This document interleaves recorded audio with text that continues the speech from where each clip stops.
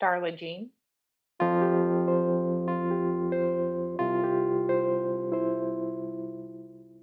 When I was a little girl, everyone said I looked like Darla from the Little Rascals. I had the same little haircut with the bangs and short. And when I was 27, so this would be like 6-7 years ago, because I can't remember how old I am. uh, I had this feeling like I want to name my daughter Darla. And Jean is my grandmother's name is Doris Jean. She named her oldest daughter after herself. She went by DJ. And so I have an aunt that's also has her initials. And so she's named after my grandmother and my aunt who passed away from breast cancer. And Darla means dear loved one. And Jean is God is gracious. Very on purpose name that I have been holding on to for years. Welcome to Still a Part of Us, a place where moms and dads share the story of their child who was stillborn or who died in infancy. I'm Winter. And I'm Lee. We are grateful you joined us today. Please note that this is a story of loss and has triggers. Thanks to our lost parents who are willing to be vulnerable and share their children with us. If you're listening to this podcast, just know that on our YouTube channel there are pictures and videos that are related to the stories that are being shared. Subscribe and share it with a friend that might need it, and tell them to subscribe. Why? Because people need to know that even though our babies are no longer with us, they're still a part of us.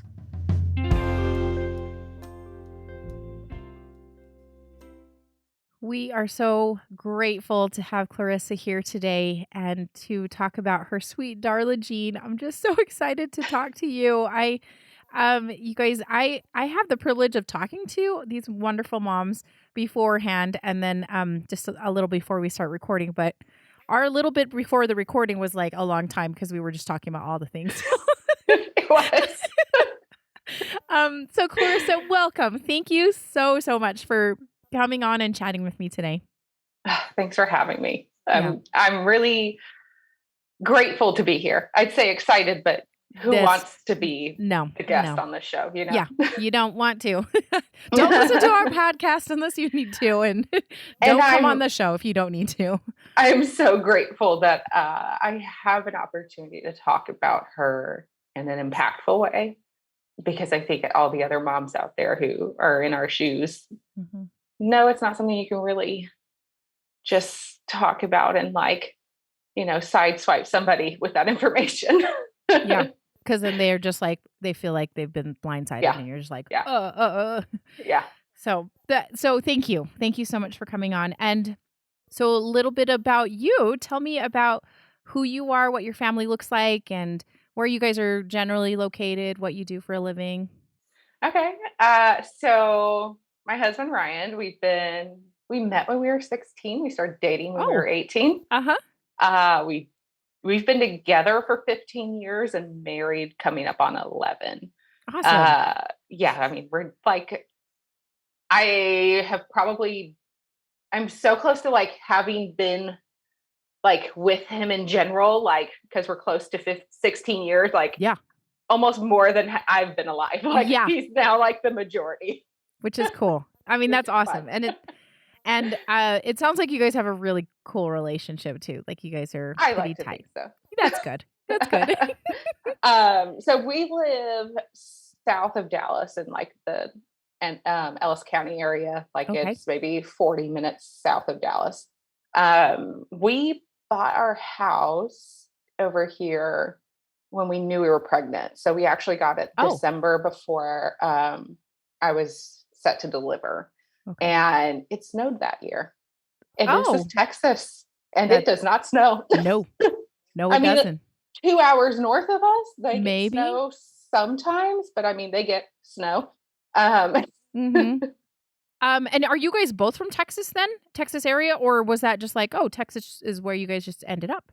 So I'm from Missouri, but I've been here since I was 10. My dad moved here for work opportunities and that kind of stuff. So we just ended up meeting at church. Well, technically we met at school, but he doesn't remember that. It's a whole thing. Yeah. I was like, oh yeah, I made such a great impact. That's awesome. I just like to call him out whenever. Oh yeah, totally. You should. But we have one dog. His name's Gus. He's very sad looking, and I love his frumpiness. He's Oh, just a persistent frown. I love it. Love it. Yep. And when we had Darla, it's been a year and a half ish. She was born March 31st, 2021. And we're still trying to grow our family. So yeah. Awesome. And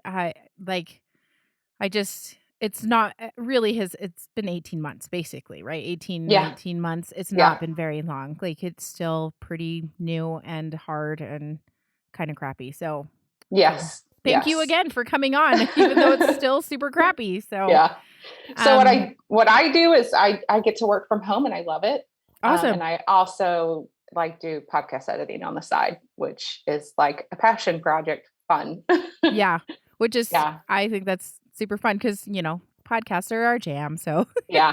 And at the time, Ryan was working from home too, but now he's got a job he drives out to Dallas for, which okay. has been really good, like getting out of the house again. Yes. But it was also great that we were both working from home when all of this happened. Like that was a small blessing. Yeah. in disguise, Just a little, as part of that pandemic, there is sometimes a little bit of silver lining there. So, Mhm. Yeah. and what do you guys like to do in your spare time? Like, what are some of your hobbies and such? For the last year and a half, our hobbies have been doing some house project. Oh, I really? wish I could say I had other hobbies. We spent the whole of September painting the kitchen because we did the cabinets with like the spray gun, like the real fancy way. We taped everything off. We were like, this is going to be legit. It will never peel off. And we hated the color. Oh, dang it. And then we did it again the next weekend and we hated that color just as much. Girl, Twice. And then we finally were really happy with the final project. So, okay. Yeah. Anyway, house that projects, is our hobby. Yeah, I was going to say house projects are a hobby and sometimes for years. Oh, yeah. Actually, one of them, Ryan got to do full demo on one of our bathrooms. Yes. As he was just like, oh, so therapeutic, just sledgehammer. And oh, yeah. You're like, let's take out this ugly tile. Mm-hmm. Yes, that one's still in progress. Oh, yep. That's the way it goes. That's one of those big ones. Yeah. Okay. Well, awesome. Thank you for telling us a little bit more about yourself. And just as a kind of just to point out again is that those guys had Darla in March 2021. And so they were kind of smack dab in the middle of the pandemic still. So that's just another layer of funness with that. So tell me a little bit about getting pregnant. Were you guys planning on having kids? Was that something that was on your radar? Because you'd been with each other. I mean, you'd been married for 10-ish years, right? By that time. So were you guys planning on having kids? Or was this kind of a surprise? When I was 27, it was actually around the time that I had thought about her name. Mhm. I decided to get off birth control because I was starting to have like cysts pop up, and like my doctor was like, you might have PCOS, polycystic ovarian syndrome. Yep. I didn't, but I did have a cyst burst, which is fairly common, right? Mhm. But when I got off birth control, suddenly my periods were extremely painful. Like I was crippled on the floor. I couldn't move 5 full days. Like Brian was thinking about taking me to the ER. Like I blew through all of my paid time off from work. And over the course of like 3 months, it was like I had a uterine fibroid tumor, but it was small. Mhm. And my doctor was like, it just shouldn't be causing this kind of pain. Yeah. But not once did they do like a hormone panel to see what was going on, because for some reason we don't do that with women's health. I was offered 2 solutions from my then OBGYN. Get on a stronger form of birth control that you just got off of, or get pregnant right now. And when you do, we're going to expect that it's going to grow. So you're going to have a cesarean. And then I'm also going to cut off the uterine fibroid tumor at the same time. Okay. And then you'll have 2 scars. So you're basically going to have 1 kid. And I didn't like those solutions. They didn't feel like solutions to me. So I did a lot of holistic stuff to try to figure it out. And this is back in like 2016, 2015, maybe 2014. It might've been 2014. And there just wasn't much information on the internet about this and any solutions and that kind of stuff. I told him I'll be back. He gave me some pretty heavy duty painkillers that I really only needed for that time frame. Yeah. One of them sort of worked. One of them just knocked me out. And I was like, I'd like to be able to function a little bit. It's a thing. So I did some pretty strict regimens for a while, and I got the pain from 5 days down to like 3. And then I found the Femme Center out in Fort Worth, which I will give a shout out to because they are incredible. And if you live in the area, there's one in Dallas too. Okay. Get your hormone panel done and figure out what is wrong if you're having a lot of pain and you're having a lot of issues. Those aren't normal. They don't have to be normal. Yeah. Find help, get help. Don't just it's so frustrating when your regular doctor's just like, oh yeah, that sucks. See you next time. You're like, no. I'd like to have a bigger family. And like, we wanted to wait like another year, but like, we just wanted to save up more money. Like it feels a little selfish to me the way I was thinking about it now, just because of what I've gone through, but I know it wasn't. Yeah. You know what I mean? Yeah. So we weren't trying, but we weren't like out of our way preventing either. So Darla, we were kind of making more of an effort when we finally got pregnant with her. Okay. And I had gotten like my periods, everything to like a stable level. And then they kind of got like I was starting to feel a little bit worse. So I went back and kind of got everything into like that medium, like the actual middle range where it should be. Okay. And then I was pregnant within a few months. Oh, okay. Which was interesting. Interesting. You said interesting. You weren't excited? You were. No, I was, it was interesting because we were both working from home, but Ryan had like gone out for an interview or something and he was like dressed up, and I realized I was like 5 days late, and I'm never late, but I was very stressed out. So it was like July of 2020. And so we were living with my in-laws, because we had sold our other house and like moved into an apartment. And then we were like, let's save up and buy a different house. And it was right before the pandemic hit that we ended up living with them. Yeah. So it was the end of 2019. We were like, let's just start saving up and like, get a little bit more responsible or try. And so we were living with them. I took the test and I was like, it's going to be negative, like whatever. And I just wasn't sure. And then I saw it and I was just like just so excited and happy. And when I finally Ryan got back from, I think it was an interview. I was like, I need you to come up here. And he's like, I'm busy. And I was like, come upstairs right now. And he's like, I can't. And I was like, just do it. No. And I made him like unwrap the positive test. And he was like, I don't understand what this is. Like, and then it was like, he just looked at it. Really? It was great. Yay! We were so excited. And Darla's had such an amazing impact on our life. She changed so much of it. We were living with my in-laws and and thinking about growing up and doing all these things because we've been together for so long. We're just like that's later in life things, and postponing and I had problems that was like being resolved, and at that point I was like, I don't even need to take Midol anymore when I have a period. Like it's all leveled out and it's awesome. Fixed without having to get back on birth control. Yeah. November it was Veterans Day weekend. We went and house hunted, and the Texas market's insane right now. And it was then. And we thought the prices were high then. They're high now. Yeah. Isn't it crazy? Yeah. Like, we have this stupid amount of equity, and I have no desire to sell because that means I have to go. Find something else. Yeah. Do you know how much work I put into this house? Yeah, Like, exactly. no. You're like, we're never leaving this place. Right.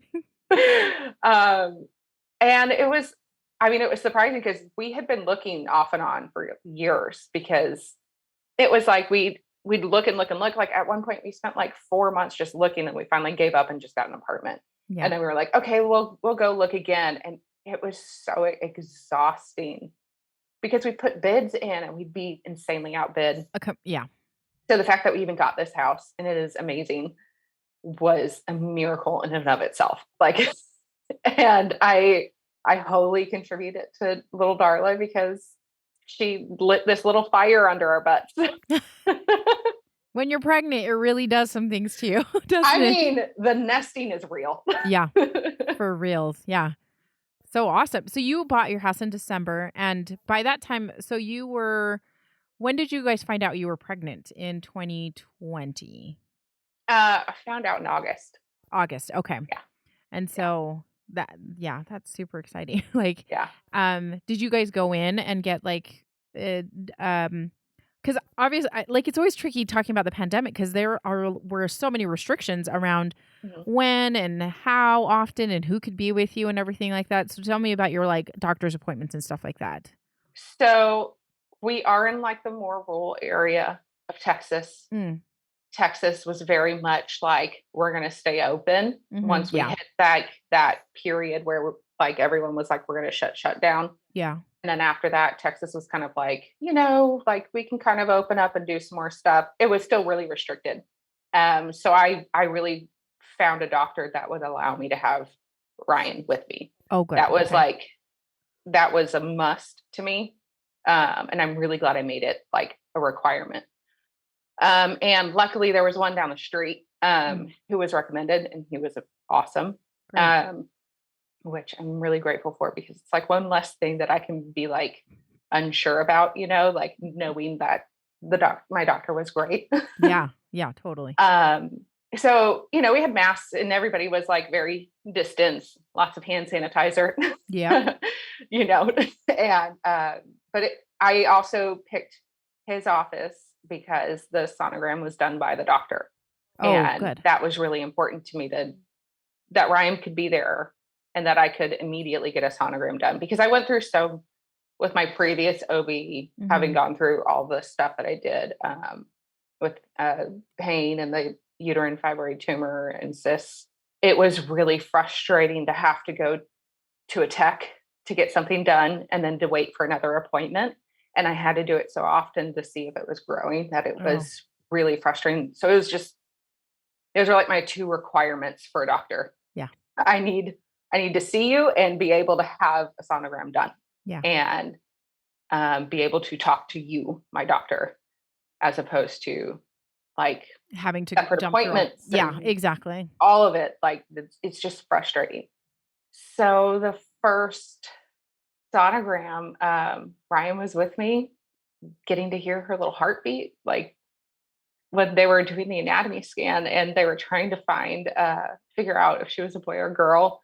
She was squirming. Like, we kept saying she was bashful, because every time he'd move it, she'd be like, see ya. Evasive maneuvers. Yeah. So she was just, active and moving around, and, didn't want us to know she was a girl, I guess. I don't know. And then we weren't sure if we wanted to know, because it was funny because we both really wanted a boy, but we were also just not sure if we wanted to know if it was a boy or girl. So we made him figure it out, and then he wrote it down and put it in an envelope and handed it to us. Okay. And so we went to this coffee shop that we love out here, and we were sitting in the parking lot, and we were like, do we want to open it? I mean, I want to know. Like, I really want to know. Because we were still debating on names. I'm like, I don't want to go through all that with the name and then not be able to call our baby by their name. And anyway, so we opened it, and it was funny because we both really wanted a boy, and it was a girl, and we were just like, oh, like we're having a girl. Like, that's so sweet. And of course I cry because I'm hormonal. Yeah. Yep. And of course Ryan's like, I'm gonna have a girl. Like, that is so much more pressure. Yeah. For a dad, it's just like, oh man, I gotta protect that little girl. Yeah, yeah. Oh, that's so cool. That's exciting. And during how was the anatomy scan too? Then, like, was she able to check out physically? Everything looked good. Everything was good. Nothing wrong. Nothing Everything wrong. was great. She's growing right. I wasn't really sick. The one thing that made me think I should take a pregnancy test was that I was late. Oh, okay. Um, So but not a lot of morning sickness or anything like that. there was one day we went out to eat and then we were going to like a nursery, like a plant place. Yeah. Yeah. Um, and it was like my pants were really uncomfortable. Like I felt like I needed to unbutton them and take them completely off in the Oh, car. Like I could not have them on. Like I was so uncomfortable. And I get was like, this we off gotta of me. go. I was like, and he was like, what's wrong? And I was like, I don't feel right. There's something wrong. And like 2 days later, I was like, Hmm. I guess I should take a pregnancy test. And I mean, I was tired, Yeah. you know, I think everybody was tired. Yeah. Didn't have morning sickness, didn't have anything going on really. It was Okay. just sleepy, all of that. Yeah, So generally okay. Everything was okay. yeah. That's I mean, great. we had been like consistently walking, like, actual hobby outside of working on our house is like we like hiking and being outside and Awesome. doing stuff. There's just nowhere to hike in Texas. It's so hot. Yeah, especially So, like in August, September, I'm sure it was quite warm still. yeah, Like, I mean, it's 9 o'clock. You can go for a walk and it's 80 degrees. oh, And no. No. it's so hot. Yeah. And I mean, I still sort of do during the summer. Ryan is a flat no. Like, I can't. He's Give like, me the air conditioning. check me out. Thank you. Hard pass. Yeah. So then you guys were going along. You guys found out that it was going to be a girl, which is exciting. So is that when you guys started talking about the name Darla? Did you Mhm. tell Ryan that and what you were kind of leaning towards? I'm not sure we even had another name in the running. We were waiting. Like, we really, really waited. We weren't sure what we were going to actually call her. We held on to it, I think, until December. Mm, And that's kind of when we really like stuck with it. He was kind of like, okay, yeah, like I can get on board with Darla Jean. Like that's sweet. And she shares like initials with hmm. my mother-in-law too. Yeah. Well, not technically. Her nickname, like her middle nickname is Joe. Yes. Oh, okay. But it's a Yes. nickname, it's not a Yes. real name. Yeah. And I always struggle to remember that. That works. Yeah, but yeah, I think it's But such a cute name and a cute, like, kind of family tie in a sense. So, Mhm. well, cool. And then, so you guys move into your house in December. Everything is looking okay. Everything is looking good. And how about some of these later appointments? Were those appointments still looking good? And Everything was great. Every appointment. Ryan went with me to some he didn't go to. hmm. Um, I at like towards the end of the pregnancy, like probably week 38, I was like, I mean, I am heavy, like I am uncomfortable. And I would go walk around outside and like I was like, unpacking. Like I didn't do any of the moving. Like Yeah. I think we hired people to physically move the stuff, but we had our friends and family come over to help unpack a lot of Unpack. it. But there's still Okay. all that small stuff. Oh, yeah, totally.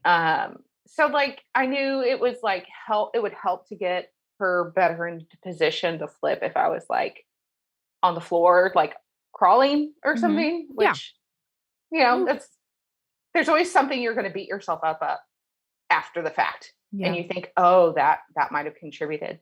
You know how many people do that because they know it's going to help, like put the baby in position and all that. Like she was going to be here or she wasn't, and it wasn't. in my control. Yeah.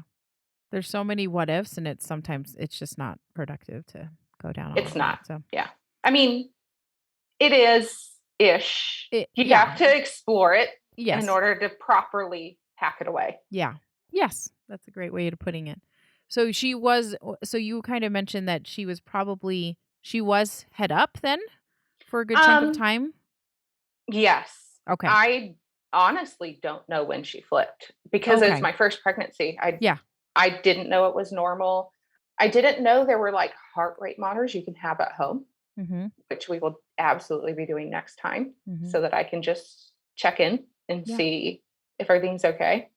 Because now when we are pregnant again, like I still don't know what a normal pregnancy would feel like. And I don't quite know when things went wrong, Mm. you know. Yeah. And it was such an easy pregnancy. Like, yeah, I didn't sleep very much, but I slept really great sometimes. And, yeah, she kept me up some nights and some nights she didn't. Yeah, I peed all the time Of and I course. still do. Yeah. It's a normal thing. Yeah, me too. Yeah, because you just kind of realize the first pregnancies are always so tricky because you're like, I don't know, I don't have anything to gauge off of, and yeah, that's that's Yeah. hard. So, Yeah. okay, so you're unpacking. She did eventually flip over, and it's like everything is still looking really good. Hmm. Yeah. Were you guys counting kicks or anything? Did they talk to you about like maybe watching or monitoring any sort of movements and such? I asked him about it. I was not in a high risk category. I'm a little bit like I was 31, a little bit older, but not quite in the older age The range. geriatric range. Geriatric, Yeah. yes. Like I'm a little overweight, but I'm not quite like it. And then the pregnancy was so smooth. Yeah. Like nothing went wrong at all. And he was like, I don't want you to like obsess and like really like that's just stress. He was like, you can, just don't do it to where you're obsessing over it, Okay. and stressing because it brings your stress levels up, which isn't good for the baby. Yeah. And when I did research online, and you'll find whatever you end up finding because Mhm. it's your Google skills ability, and Yep. the idea that this could happen wasn't a possibility in my mind. Yeah. Especially like I had an app that was telling me, oh, you're this far along, your percent of, if you go into labor early, like, there's a good chance your baby will be fine. And like every time you hit these like markers, right, you get all these updates.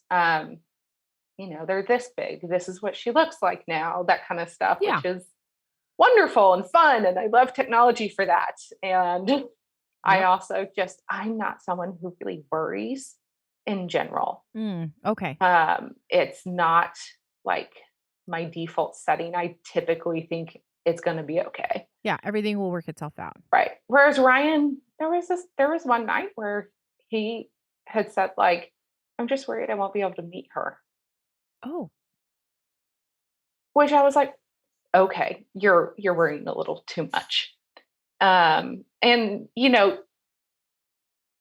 looking back, you can always point to stuff, right? Mhm. It's a moment that you wouldn't necessarily give Think of any yeah. significance to otherwise if things ended up normal. You wouldn't think, why would you say that? You would roll your eyes and say, oh, you're a worry wart. Yeah. Yeah. But there was one night, we had like a rocking chair in our room for her, for when I would be feeding her. And I just I'm not someone who prays often. I do pray. And I just was thanking God for having her. And I was grateful for the ability to have her. And even if she didn't make it, her dad and I were going to be okay. And I'm like, why did I say that? Wow. I said it Yeah. out loud and I remember it like the whole thing because like I more so just have a conversation, as opposed to like Yes. anything Yeah. A formal formal. Yeah. or Exactly.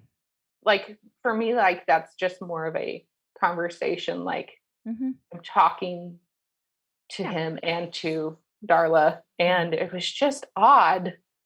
I didn't say anything to Ryan about it afterwards. Like, I mean, I've told him now since. And then we had you look for significance in things. A couple nights. Oh, the other thing I didn't tell you. Whew, I'm everywhere.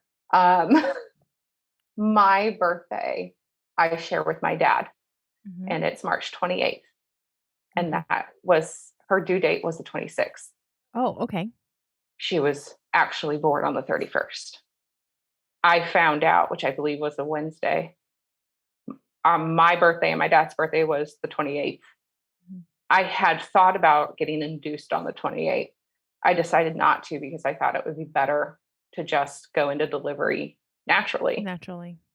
especially for your first one. Doctors don't really want to induce. My Yeah. pregnancy was so easy. She was kicking, it was easy. I wasn't worried.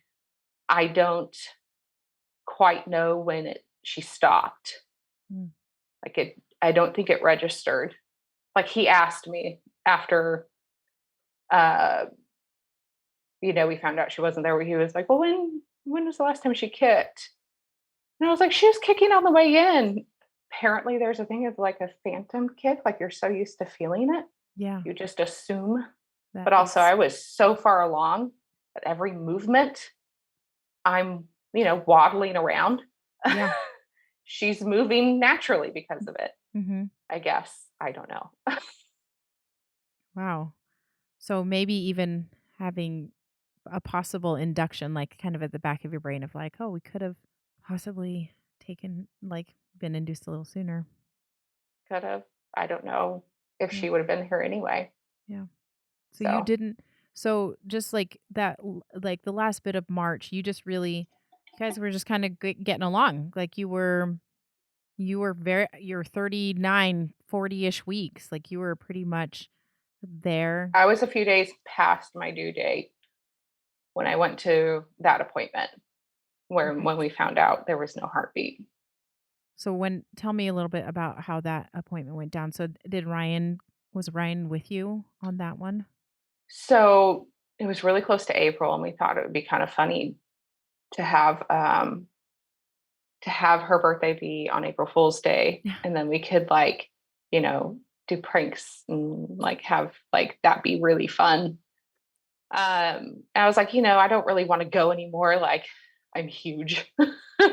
Like, at this point, I'm really okay with being Yeah. induced. Yeah. And we were both working from home. We had a meeting that wasn't really important, but I was like, it's fine. Like, stay home. Doctor's office, like less than a 10-minute drive. I was like, just stay home. He's like, I can go with you. And I was like, you really don't need to. Like, all I'm gonna do is like try to set up an induced date, induction Hmm. date. Hmm. Is it induction? Yeah. Either way, I think you can Huh. say either, but induction date? Yeah. Yeah. Something Yeah, like that. sure. Yeah. We know what uh you mean. yeah. And I was just like, yeah, I'm kind of tired of being pregnant at this point. Like, Yes. it's a Completely. lot once you hit 40. Yes. And so I go in, and I'm just kind of laughing and talking with him, and struggling to sit on the bench and Hmm.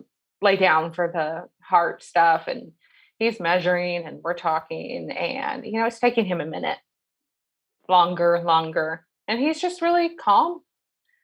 And he's like, well, we're gonna go look at her on the sonogram real quick, and just kind of see what's going on. Like, she might be flipped in a weird position where this isn't gonna work. I don't know that that's a problem yet. I'm still chatty and in a good mood. And I get into the sonogram room, and I did not, there's no heartbeat. And it took me like a solid minute to realize that. He's still looking and looking and looking, and I'm noticing his face is changing. And then I was like, shouldn't there be something happening up there? And he was like, yes. And he was like, I'm so sorry. I don't know how to tell you this. She's she doesn't have a heartbeat. She's not there. And I just lost it. I mean, like guttural moan mixed with a scream, uncontrollable shaking. Um, it's COVID time. He was like, "Can I give you a hug?" Like, I was like, yeah. And then they cleared out the office. They canceled appointments, rescheduled. I think they just stayed open later or something. Asked everybody to leave. Uh, Called Ryan for me, and he was in such a panic to get to me. He missed his turn Oh, and had to go all the way down and loop and back around. around. Oh, And the whole time he's just like, something's wrong. Something like, yeah. what is wrong? Yeah. And he's put it together. Either he put it together or they finally told. I think he made them tell him over the phone. Oh, really? Okay.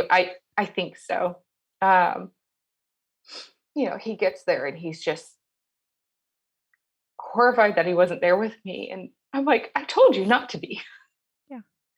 Like, this wasn't supposed to happen. We didn't have any idea. And that's roughly, I think I said something to our doctor and I was like, but I just felt her kick. Like, I thought she kicked and walking from that office to this office. And he Yeah. was like, no. And Ryan got there and he was like, well, can I see? Like, are you sure? Like, just sanity's Something. sake, he Yeah. needed to see the sonogram too, and see that there was no heartbeat. And I was very like, no, let's rush to the hospital and see if we can save her. And he was like, not there. And having to come to terms with that. And I was very adamant, like, C-section now. And he kind of pleaded with us to just go home and talk to someone and think about it, that it would be a quicker healing process if I were to deliver. It would be better to get pregnant again. Like, I was asking, like, well, when can we get pregnant again? Like, I was just I was sobbing and confused and unsure about everything. And he was just like, take a minute and breathe. So I'm really grateful. He was pretty persistent on that, like, really grateful. Um, we went home and we called my brother and sister-in-law. One of the reasons we chose the house that we did is it's in the same neighborhood as my brother and sister-in-law, and Ryan's pretty close to, like, we're really close, especially now. And I convinced my parents to move down the street, which I never thought that would be something I would want. My dad used to joke when I was a kid, you're going to live down the street from me and we're going to be neighbors our whole lives. And I'm like, ew, Dad, no. When I was a kid. But look at you now. And then here I am, pregnant and begging them to get the house down the street. And now we're in walking distance and it's great. Yeah.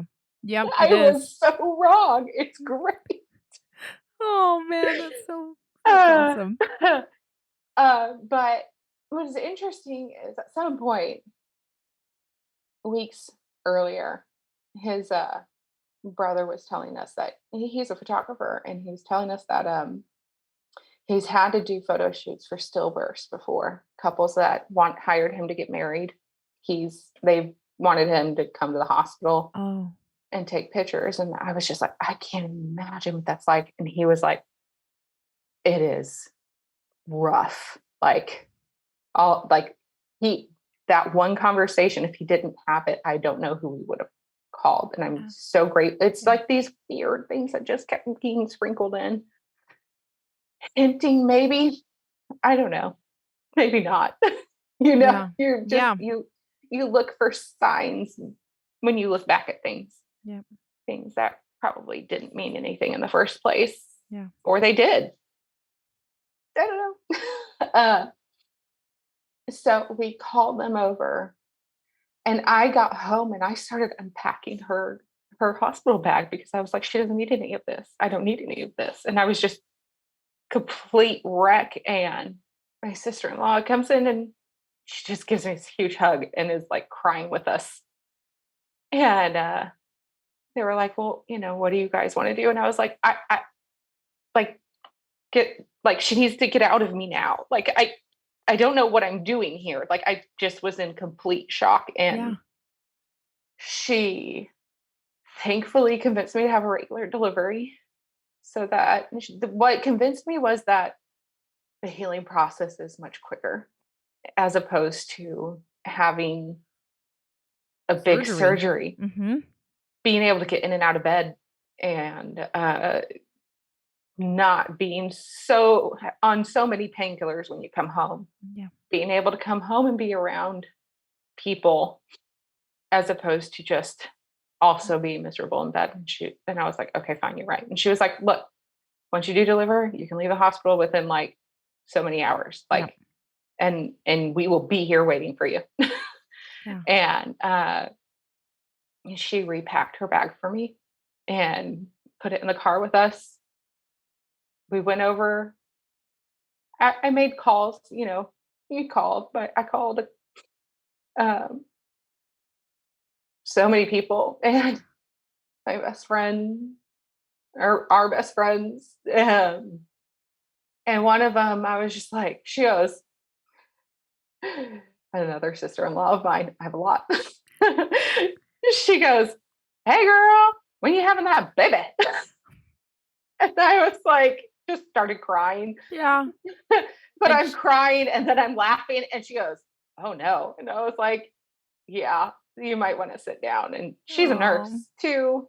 Oh. And, she's like horrified she said that. And I'm like, there's no way. Who expects that to happen? Like, it also made me laugh, It's so true. You just never expect it. It's never on your radar.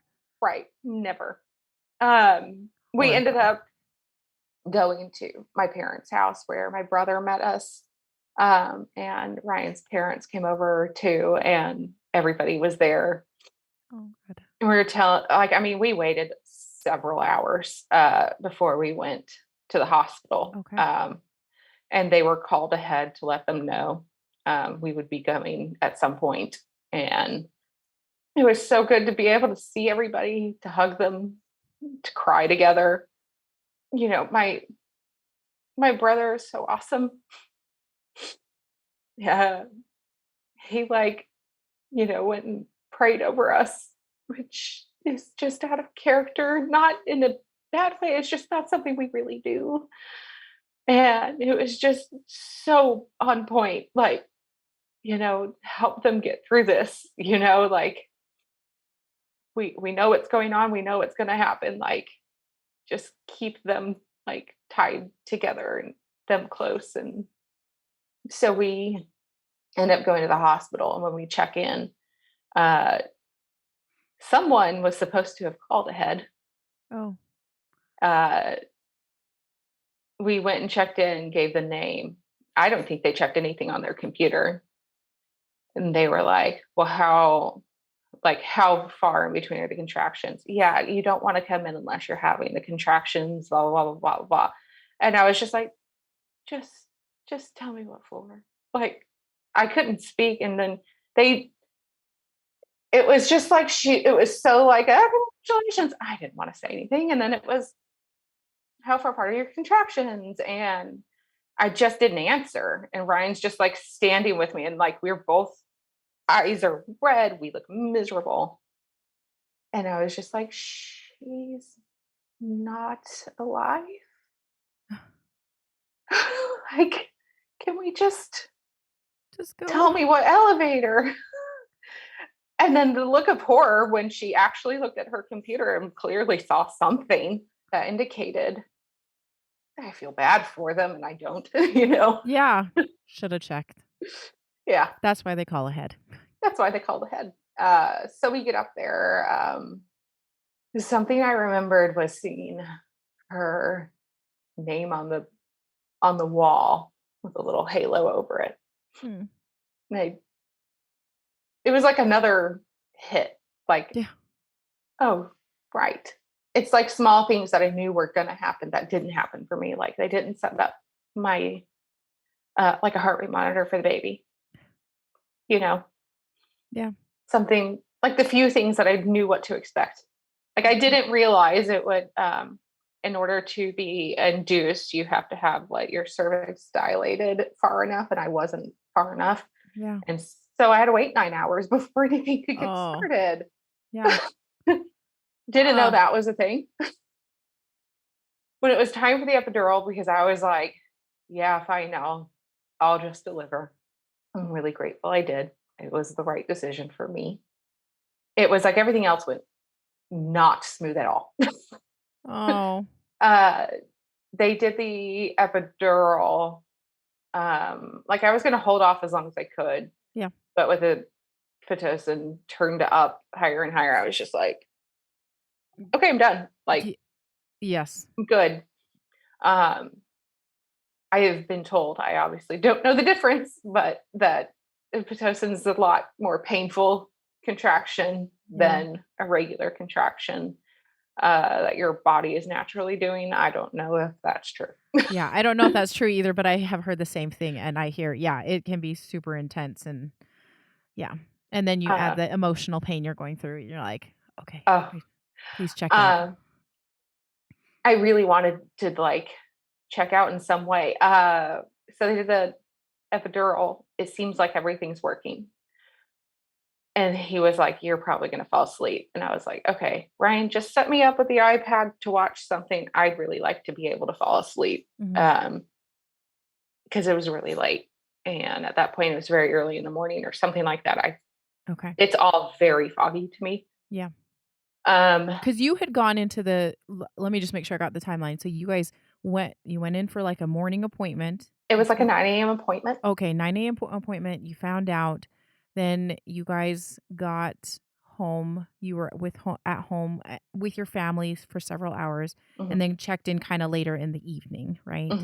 And then you were. I mean, it for honestly might have been around 5. Oh, okay. I'm well, not but in sure.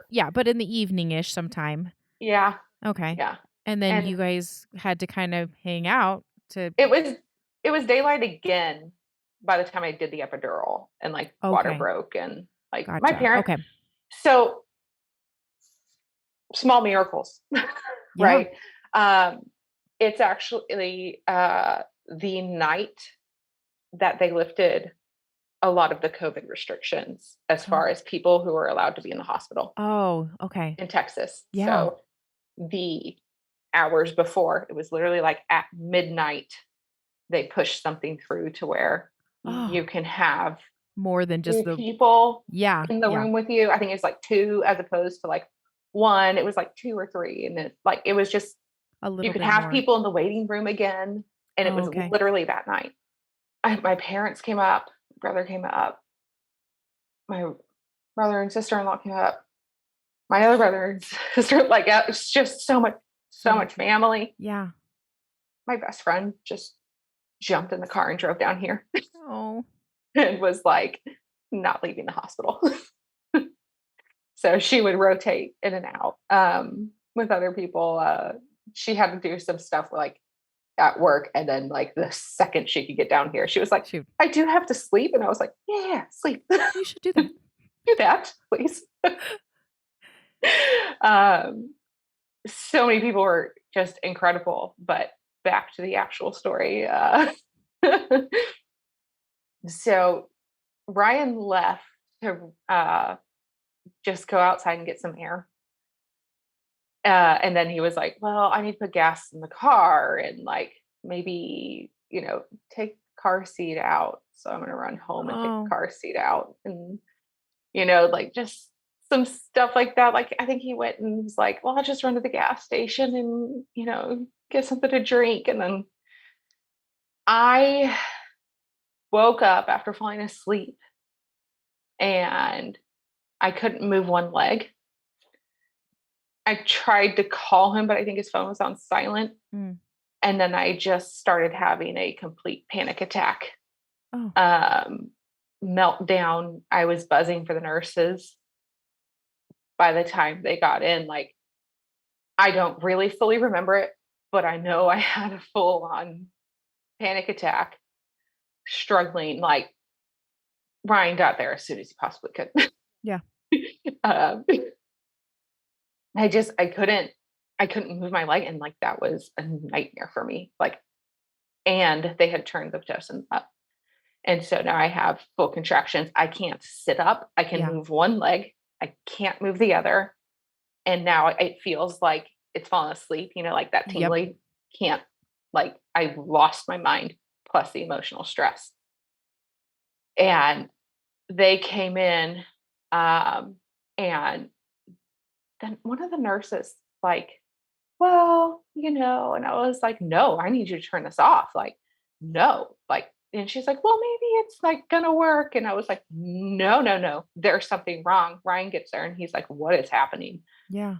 Uh, they get the anesthesiologist back in there and he was like, "I didn't," like, I could tell it was like why didn't anyone come get me immediately? Like, I could just see it. But they were like, one of the nurses was like, we can't really turn the Pitocin down. It's not really doctor's orders. And I was like, you're going to have to turn it off in order for me to Call the allow it. doctor. You can call the doctor. Ryan does not remember it this way. This is how I remember it. I remember being pretty angry. And he was like, you were Clairissa angry. You were like a little stern. Oh, so there's okay. I see. It's a different Whereas layer I of feel things. like I'm a rage machine screaming at people. He was like, you were very polite, which is why they weren't listening to you. Dang it. But in my mind, I'm like, turn it off. What makes you think I'm going to let someone stick another needle down my spine? Yeah. Because they had to move it up. If you're not going to turn this off, like, Yeah. well, you can do it in between. I was like, turn it down then. Just having thinking about you putting another epidural in and you're like hunched forward and you're having Mhm. contractions, like that just sounds like a nightmare to me. Like a nightmare. It was. Oh. It really was. They finally got it together. When the doctor got there, like, he got a call at some point and was like there. Like, Oh, good. what is happening? Yeah. And he was like, take away all the pain. Like, I and I'm so grateful because it was like I could handle all the contractions. I could breathe. Like, I could let my body start doing what it needs to do because Yeah. when you're stressed out and freaking out, Yeah. It's you're just like, fighting it. yeah. It's like amped And up and yeah. And so, they let people come visit. At one, they were breaking rules for us because they knew what situation we were in, and yeah. I'm so grateful. And two of my sister-in-laws who are like closest friends, and my best friend and Ryan were all in the room, and we were just chatting. And then I kind of felt different. And we're all talking, and then the nurses come in to see like how far along I am, and they were like, well, she's on her way. Like, Oh. then it was really fast because it was like once I was able to calm down, it was like my body really was Just ready to to go. deliver. Yeah. Whoa. Yeah, and it seemed really fast. But they didn't kick anyone out. And they're also wonderful. They stayed. And so I had Ryan, my husband Ryan, my best friends around me. And yes, I would have loved to have my mom there. It just was like not like she went home to take a break because she had been there for so long. Yeah. And Darla came so fast. Yeah. It sounds like it. It sounds like she did. At one point, they asked if I wanted music, which I had been thinking I should probably plan what kind of music I want to play. Yeah. But I'm mid-delivery, like everyone who's listening to this knows. You throw up on yourself. It's great. Yeah. It's not a pretty, like, birth is beautiful in itself, but it's not beautiful also in a lot of different ways too. You're like, oh man, I'm a hot mess right now.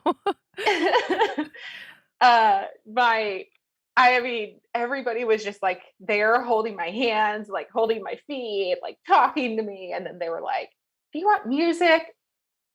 I had them play a pop playlist that it's called like jammers. Like it's just like the stuff we always turn on in the background. Yeah. And the nurses were just like, I made Ryan sing with me. He was just like, I'm like, I am pushing out our baby. My you best better friend. sing. I'm like, y'all have to sing, and like, good job.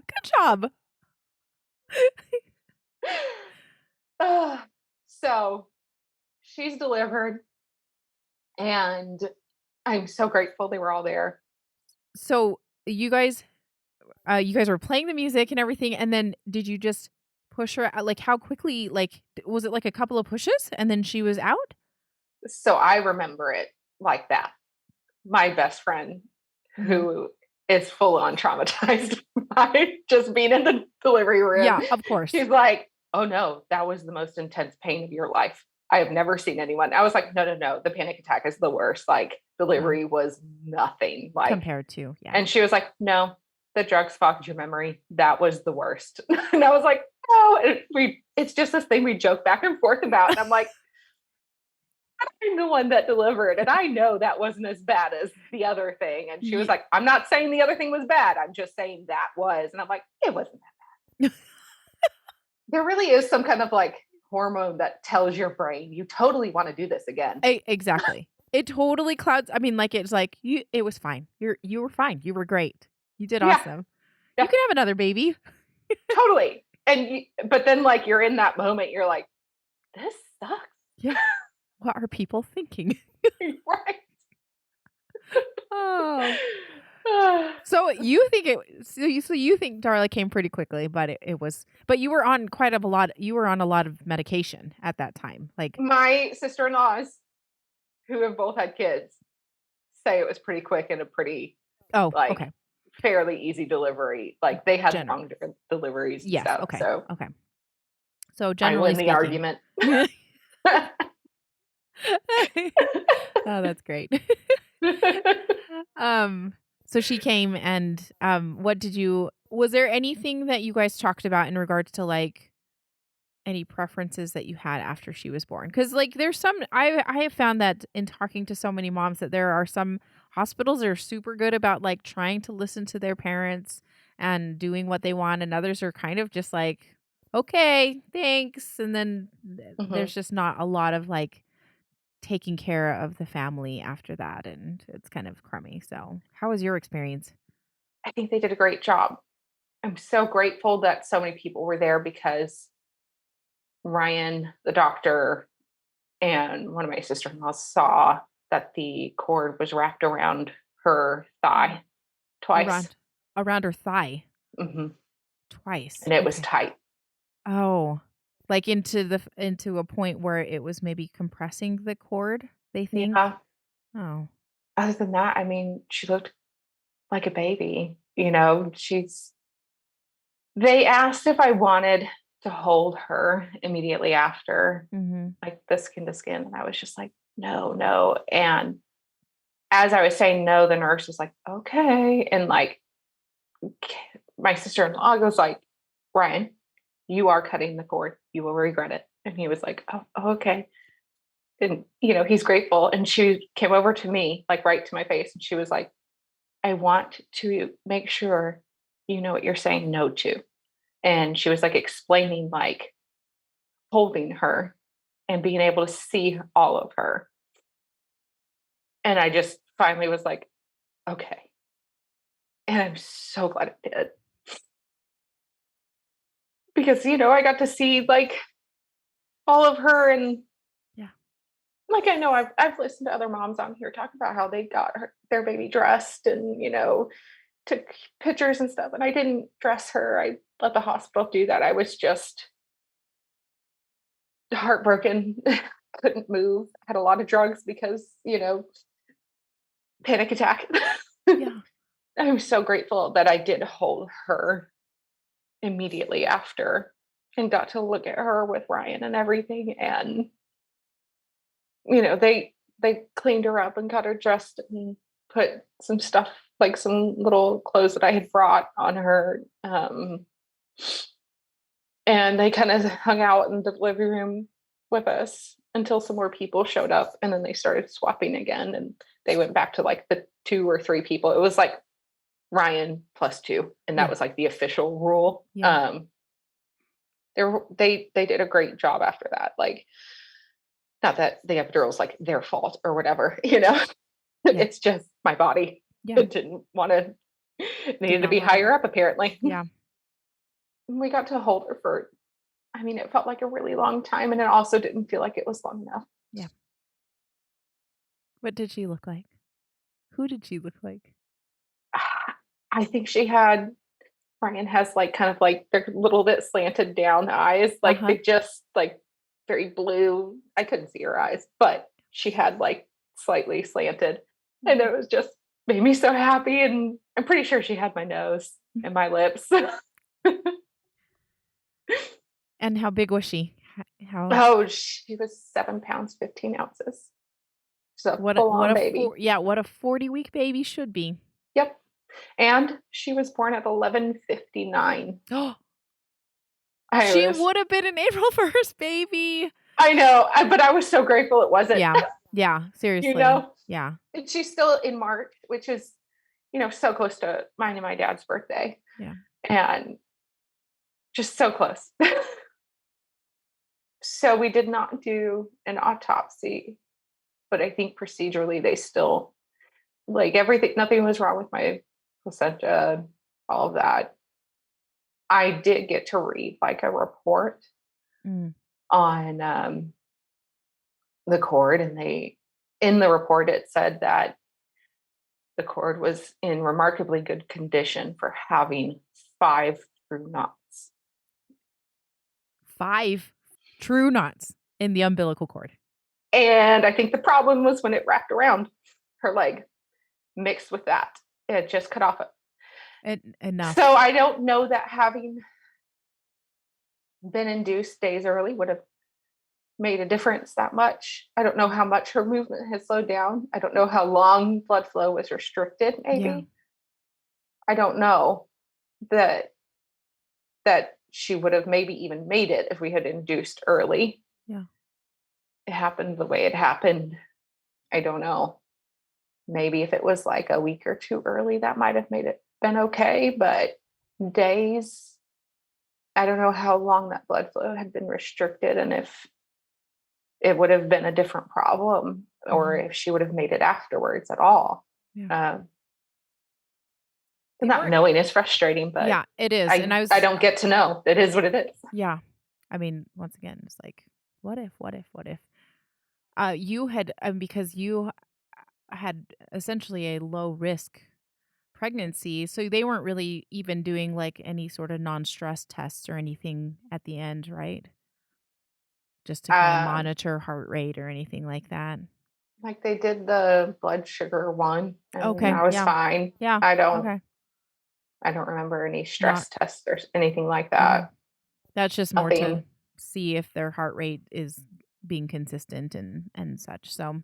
Oh, okay. Yeah. So my doctor said that next time he'll classify me no matter what as high risk. A high risk. And that you're going to get all the things. I'll get extra appointments, all of the stuff, a lot more attention. And, he'll induce a week or 2 early if that's what I want at that time. Yeah. Which I probably will. Yeah. Yeah. Yep. Yeah. But our doctor, he gave us a big hug and was like crying with us. He's so sweet. And Ryan went to the follow-up, like the aftercare follow-up with me, and he was like, if you guys don't want to come back, like I totally understand, like this building might be stressful and all of that, and It might be. I'll find out. Yeah. You know, Yeah. might not be. Yeah, you never quite know how that's going to you never know when the anxiety and the the stress will happen. Like it's yeah, you just don't know how you're going to be. Yeah. Yeah. So you got to hold Darla. And had you been calling her Darla by that time, or did you finally announce to everybody when she was born what her name was going to be?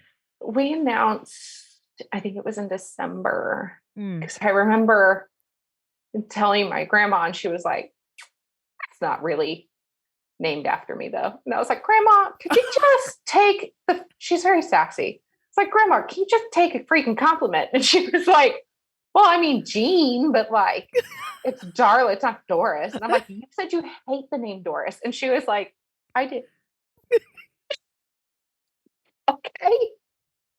That's hilarious. I'm like trying to sit on the couch with her and have this sweet moment. And she's just being all sassy. I'm like, okay, never Grandma, mind. fine. Sure.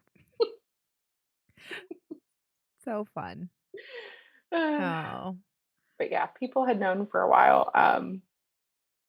I am so grateful for everyone who was involved in caring for us, because our family and friends did a beyond incredible job. Um, I didn't know my father-in-law was already like thinking about like funeral and Oh, stuff, and I just didn't think. I was like, I yeah. don't know, cremation. Do you have a service? Like I just wasn't in a state where I could think about it. No. Um, and he really stepped in and helped out. And there was I share birthday with my dad. Ryan's birthday is the same as his grandfather, who passed Oh. away when he was little. Uh-huh. And she's buried next to him, um, Oh. in a much older part of the cemetery in Dallas. And it's very pretty. There's a lot of trees. Um, you know, he went and helped us like talk with do the funeral arrangements. And I know I've heard other moms talk about like the tiny casket. Like it shouldn't be that. They shouldn't. No, we shouldn't be. It is what it is. um we did decide to have a funeral service and a viewing. The viewing was more because there were some family members who would have liked to see her, Mm. who weren't able to at the hospital. She is wrapped in a blanket that my mom knitted for us, Oh. for her, and gave to me at her baby shower. I love that that's with her, Yeah. and the little teddy bears with her too. So many people just went out of their way to give us love and support. And my brother-in-law played guitar and sang a couple songs at the funeral. Oh. Um, it was just surreal sitting there, but then like turning around and seeing all these people who just love us and love her. And it was really nice. And I really wasn't sure about doing any of that. It felt like, it was too much and I just needed to go hide. And I'm really glad I didn't. Yeah. And I'm really glad I have wonderful, pushy people in my life. Isn't it one? Yes, it It is is wonderful. wonderful, because I really couldn't make any decisions. I mean, my mom went shopping with me. I feel so, it's her granddaughter, and she's helping her daughter shop for her daughter's funeral, you know, and I'm so grateful that I had my mom there to do all of that with. And then after the funeral, we just asked if whoever wants to come over to our house, you're welcome to come over. And it was like an all-nighter hangout. Like Oh. my brother-in-law's playing guitar and like music and sing-along stuff, and like we're not like heavy drinkers, we're social drinkers. So we have like drinks everywhere, everybody's hanging out, everyone lives in like really close, Yeah, which is which is great. so nice. People were like coming in and leaving, and like it was such a good thing to be able to be around family so much and friends so much, and for them to be willing to just like not leave, Yeah. you know? Yeah, because I always just dreaded like kind of being alone because I was like, no, no, no, no, no, no. You have to, somebody has to sit next to me. I think that's so great. Like just when you described it, I was like, how beautiful that would have been just to have your family nearby, just giving you so much love and kind of that warmth of family Mhm. really My is my reassuring. mother-in-laws and my mom coordinated with like their friends in church to have like, big casseroles dropped off, and Oh, how kind. No, they're so really, like sweet. so, so kind. Yeah. Yeah. It makes a huge difference having that not Yeah. one less thing you have to worry about for sure. Yeah. My brother set up a GoFundMe to help pay for all of the bills in the funeral, and not something I thought about, but apparently a lot of people were like calling him like, I want to do something for them. What can we do? Like, and it's just so many wonderful people who just wanted to help us, care for us. And, that maybe they weren't able to like be here, or they understood that like, it's like sometimes you want to be alone, sometimes you don't want to be alone. My best friend came and stayed in our guest room for like a week or two straight. And she was like, Good. tell me when to leave. Yeah. And, and then she was like, okay, guys, I do have to go home. We were like, fine. I guess we'll let you go. Yeah. And it was Yeah. so great for just having family, like I said, down the street, just pop and check on us. Like Wouldn't- another sister-in-law of mine came and was like, hey, I'm gonna pick up Starbucks for you. And just, what's your favorite drink? And it was just out of the blue. Yeah. Like, she just wanted to come say hi and I love you. And it was so sweet. Yeah. It's those kind of little things where you're like, somebody's thinking about me and thinking Mhm, about Darla and thinking about mhm, how terrible the situation is. And you always are mhm, so, I always was so grateful for those little moments. They're mhm. not, they're not that big for a lot of people, but they mean the world to us after having a loss like this. So, And, if I've missed anybody, I'm sure I have, because everyone was amazing. They all stand out, like all of those moments. Like, they all stood out and made a huge difference. Like, my my bosses all the way up to the VP of my division was like trying to figure yeah. out how I could be at home for as long as I needed. Yeah. To know that they care so much and they tried everything they could is incredible. Yeah. Yeah. I have really just enjoyed talking to you about Darla. I think she just and we're going to talk a little bit more about her major impacts in your life and but there's a couple last questions I wanted to just make sure that I know of how everything went down when you were in the hospital and you were holding when you guys were able to spend time with Darla. Was there any certain things that you guys did especially with that time to form memories or that you guys really wanted to do together as kind of a family? Did you have photographs done or anything like that? My brother-in-law came by and took photos Oh, for he us. did. And Awesome. I love them. Yeah. And I'm also sobbing in every single one. Yeah. How can And you I not was be? like, I wish I could like have gotten it together a little bit, but then I'm like, I mean, it's reality. Yeah. Of course you would And be sobbing. I love those photos.